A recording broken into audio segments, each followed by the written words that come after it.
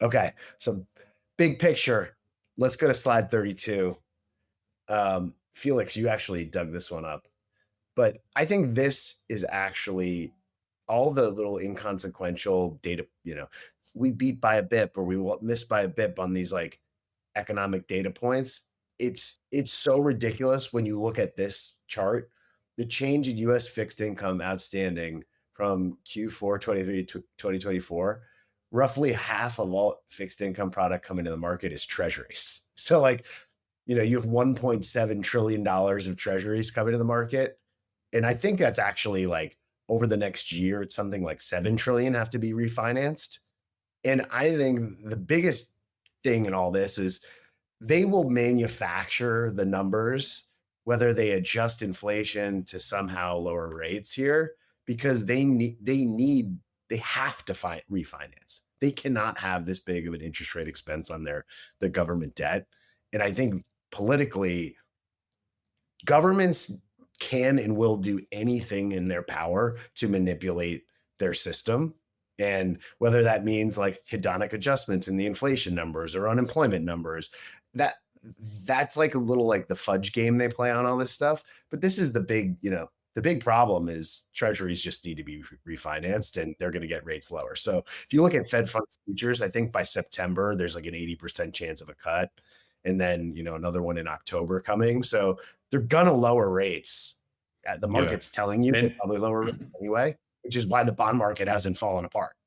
yeah, and to your point, like a lot of that refinancing is bills, just because we're so bills heavy now. And it really ties in with, I think, what will have to be the next big thing for us to wrap our heads around is who replaces Powell next and what do they do? Like rates are going to come down a lot. We're seeing the narrative coming from Trump and his team that, one of the best way to lower the deficit and lower interest expense is just to lower rates, because so much of it, this refinancing wall, is just bills being refinanced every single year.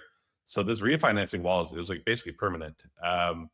And so if you, rip rates lower, try to cap the long, because obviously if you do that, the long end is going to sell off very aggressively. So you need a plan on that side as well. But yeah, it feels like more and more, obviously we're starting to see some rumors of who that next Fed chair will be.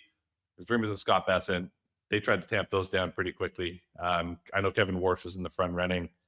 Governor Waller, there's a camp of people that are a big support of him. I think that would be great. But yeah, the next big thing I think in the big picture, to your point, Tyler, is about what happens in 2026 once Powell's gone, because a turbo dev's coming in.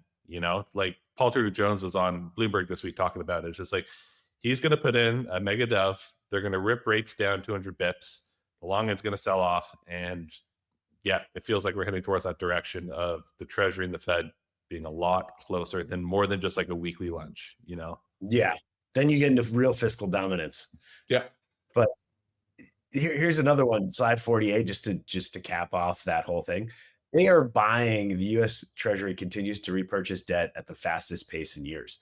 They've bought $10 billion twice. So like this is the Ponzonomics of the whole thing, that even when they're not doing QE, they're doing QE.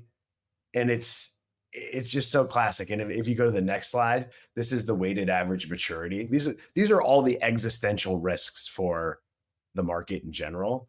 And if you get a spike in duration, so it's basically saying, the average treasury is 6 years of duration and it's going higher. And they need to cap that out, or our real estate market just, slowly shuts off if you get a spike in long-term duration. So you're gonna get more of these, manipulation things behind the scenes. And you just gotta, that's the more important thing to watch, even though everyone trades off. It's, what's the most fascinating cognitive dissonance is like people will deliberate.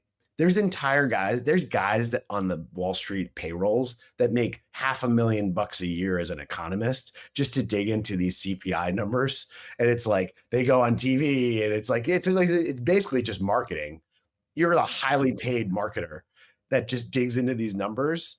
But when you look, there's not many people digging into like, oh, they just bought back $10 billion or like treasury issuance. They should be talking about that stuff like 20 times more because it actually moves prices. But people trade off all of these other things that are kind of like wishy-washy and have all these bizarre birth, death adjustments and weird components to them that just it's kind of mind-boggling when you think about how messed up like institutional psychology is on this stuff. It's so fascinating.